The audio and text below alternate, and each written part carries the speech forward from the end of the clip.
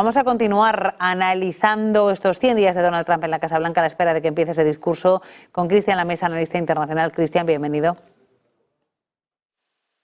Hola, muy buenas noches, encantado de estar con ustedes. Cristian, hemos estado hablando de momento de la política internacional de puertas para afuera que está protagonizando el presidente de Estados Unidos en estos 100 días, con protagonismo para aranceles, para guerra, entre las palabras clave Irán, Ucrania, Rusia, China. Te quiero preguntar también por la política interior de Donald Trump, por cómo se está viendo al presidente de Estados Unidos de cara al interior. Conocíamos en los últimos minutos una encuesta publicada por Reuters que hablaba de que el 42% de los encuestados está de acuerdo con la política, con las políticas que aplica el presidente de Estados Unidos, y también con que el 36% es el que apoya, en este caso, su gestión económica. Te quiero preguntar por la visión de Donald Trump a nivel interior en estos 100 primeros días.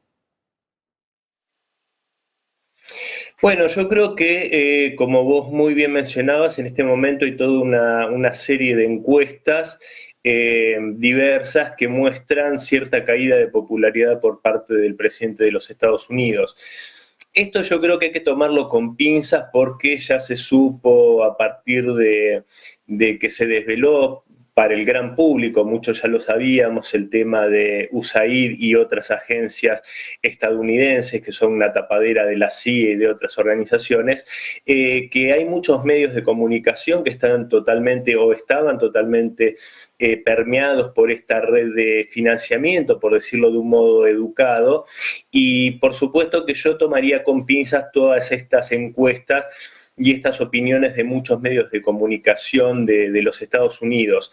Yo lo que sí me pregunto es, ante esta oleada de críticas en estos 100 primeros días al presidente republicano, es cuál era la situación de los Estados Unidos antes de Donald Trump, con un país con una crisis en muchísimos sentidos, ni que hablar de la crisis de fentanilo, en una sociedad que está en su clase media y su clase trabajadora muy golpeada desde hace muchos años. Entonces yo creo que hay un esfuerzo por parte de cierta parte del establishment estadounidense para mantener un status quo, y que justamente es muy molesta la figura de Donald Trump, que está llegando de una forma totalmente disruptiva a los Estados Unidos para cambiar un estado profundo que, bueno, todos sabemos lo que ha provocado desde hace muchas décadas. Esto, por supuesto, genera reacciones, y a estas reacciones creo que Donald Trump va a tener que responder con firmeza, especialmente en los 2 primeros años, y no veo muy difícil que pueda llevar adelante las modificaciones de fondo en los Estados Unidos que aparentemente por su discurso pretende realizar. El presidente de Estados Unidos tiene un objetivo o dos objetivos internos en el caso de esa política arancelaria que tienen que ver con la reducción de impuestos y sobre todo con la reducción de la deuda norteamericana. Lo que pasa es que son objetivos que en este caso entiendo que son de medio largo plazo. Sí, por supuesto. A ver, Donald Trump pretende dar vuelta a una situación que lleva, por lo menos diría yo, 5 décadas, si no por lo menos 4, en las cuales se ha construido un país, los Estados Unidos, en función de los intereses corporativos de las grandes corporaciones, justamente para su beneficio, y dejando de lado en este reparto de ganancias justamente lo que mencionaba hace unos segundos, ¿no? La clase media, la clase trabajadora estadounidense. En ese sentido, esa modificación que pretende hacer es muy profunda, y yo creo que requiere, como decía antes, de gran firmeza, y tal vez debería modificar un poco, justamente decir claramente esto. Yo creo que cuando culpabiliza a otros países de haber perjudicado a los Estados Unidos desde hace 40 o 50 años, yo creo que en realidad son las corporaciones estadounidenses las que lo han hecho. Y por supuesto esto se refleja, como vos muy bien mencionabas, con la crisis de deuda y otras situaciones puertas hacia adentro de la economía estadounidense. Yo creo que Donald Trump se ha dado cuenta en alguna medida que un país no puede ser potencia con una población sumida en la situación que están los Estados Unidos hoy. Pero bueno, revertirlo, yo sinceramente creo, como decía hace unos minutos, que esta situación de por sí ya es muy difícil y requiere, justamente ha abierto muchos frentes al mismo tiempo. En ese sentido me parece que debería haber elegido un poco mejor qué adversarios enfrentar primero y pasar a otras etapas. En relación a esos proyectos económicos a nivel interno de Estados Unidos, está diciendo en Fox News el secretario del Tesoro de Estados Unidos, Scott Bessent, noticia de última hora, que espera un proyecto de ley de impuestos firmado, sellado y entregado antes del 4 de julio, un día clave para Estados Unidos. Por cierto, que parece que el presidente de Estados Unidos, Donald Trump, quizá dé alguna clave más en materia de economía interna en ese discurso con motivo de los 100 días. Eso por un lado. Por otro lado, en cuanto a acuerdos arancelarios, el primer ministro de Canadá, Mark Carney, dice que han vuelto a hablar y que han acordado reunirse en persona.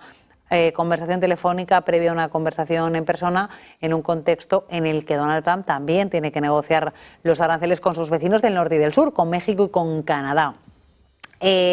Por cierto, Cristian, quiero preguntarte también a nivel interno por el propio gabinete de Donald Trump. Hemos visto ciertos choques más o menos directos entre el presidente de Estados Unidos, no entre el presidente de Estados Unidos, entre algunos de los grandes hombres, nombres fuertes de la presidencia, como es el caso de Peter Navarro y Elon Musk. Se ha peleado con varios Elon Musk. Te quiero preguntar, bueno, pues por el nivel de cohesión interna. Bueno, yo creo que en ese sentido también debo decirlo, creo que existe una lucha de egos. Me parece que en alguna medida Elon Musk sobreactúa, o no sé si la palabra adecuada sería sobreactuación, pero hay un protagonismo, un afán de protagonismo que incluso me parece que en alguna medida parecería querer opacar a la figura de Donald Trump.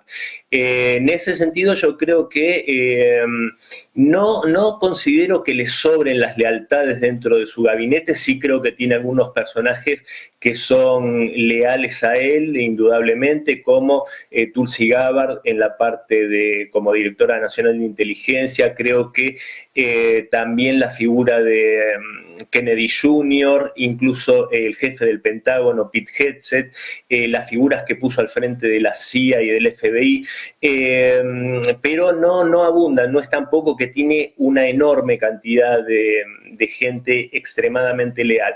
Y creo que en este caso, en el caso de Elon Musk puntualmente, es un tema bastante que creo que Donald Trump tiene que manejar con mucha firmeza también, que no hayan estos personajes que pretendan tal vez sobrepasar la figura de Donald Trump. Y creo que por tratarse justamente el multimillonario de una figura muy egocéntrica o muy destacada, creo que irremediablemente desde el principio se veía que iban a existir esos choques, ¿no?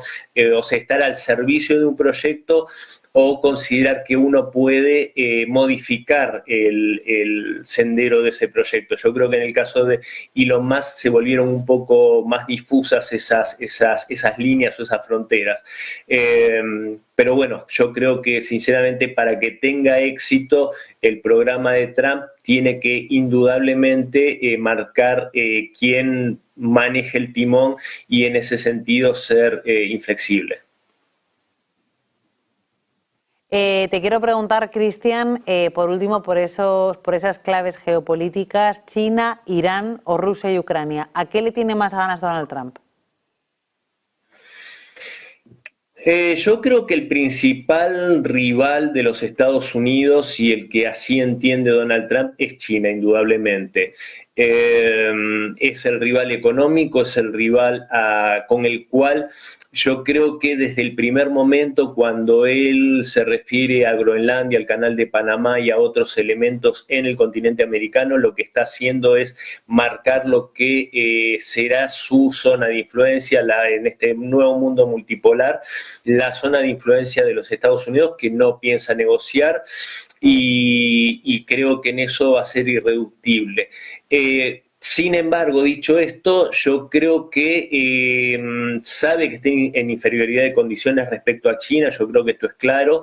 Entonces, en ese sentido, creo que va a buscar, luego de mostrar los dientes, de hacer toda esta sobreactuación que hace justamente desde para opacar o para ocultar esa debilidad que yo veo, yo creo que va a mostrar una real voluntad de llegar a un acuerdo con China, como se está viendo en los últimos días.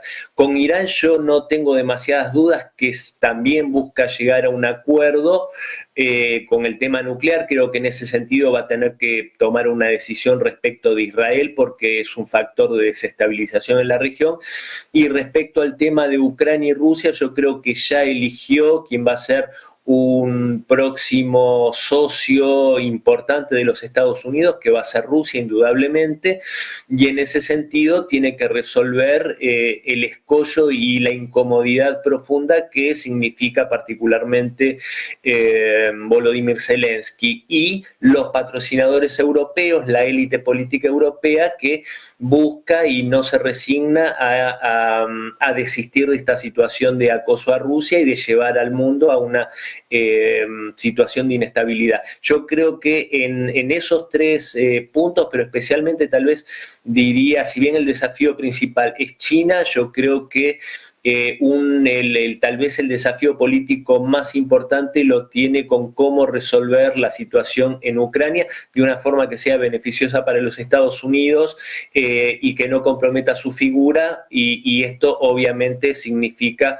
llegar a una paz en los términos de Rusia, porque indudablemente en el conflicto de la OTAN contra Rusia es la que a todas luces es vencedora.